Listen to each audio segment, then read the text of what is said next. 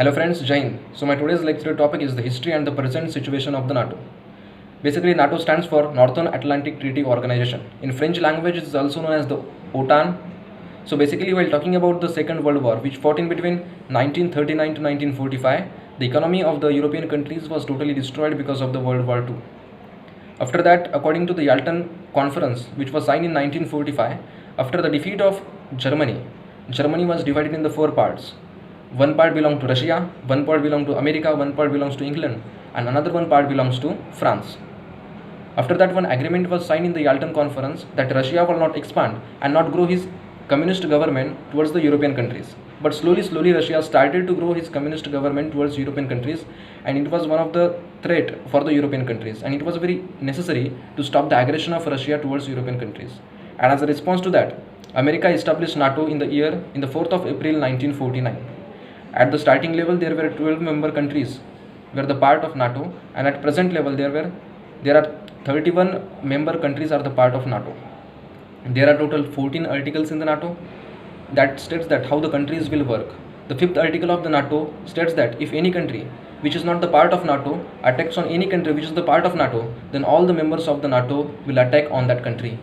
So it's one of the most important article in the NATO. After that, it was very important to stop the aggression of Russia from all sides, because Russia's government was very communist government was increasing very fastly.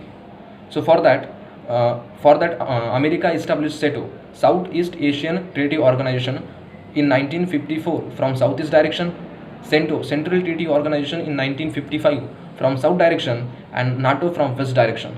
So to overcome from that situation, Russia introduced Warsaw Pact in the year 1955 to build a union of communist countries.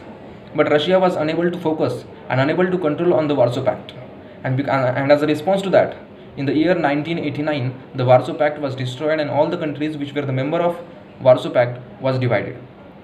After that, in the year 1991, the countries which belonged to the Soviet Union, that countries also divided, and after the year 1991, Russia was the alone which remained.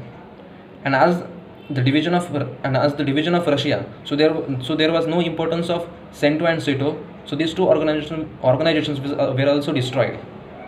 But NATO was expanding very rapidly, and even there was the importance of NATO, because when Vladimir Putin come into front, at that time Vladimir Putin put forth the idea of Great Russia, and to think about the situation, NATO was very important. And NATO played the most important role even in the Russia-Ukraine war also.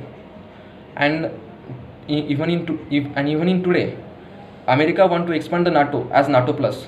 In NATO Plus, there are 5 members that includes Australia, New Zealand, Japan, South Korea, and Israel. And America want India as the part of NATO Plus to overcome China. But yes, Jaishankar refused to become the part of NATO Plus. So according to my perspective, it's one of the great decisions that is taken by S. Jaishankar, and I hope you all understood about NATO, NATO Plus, Warsaw Pact, and thanks a lot to listen me carefully. Jai Hind, Jai Bharat.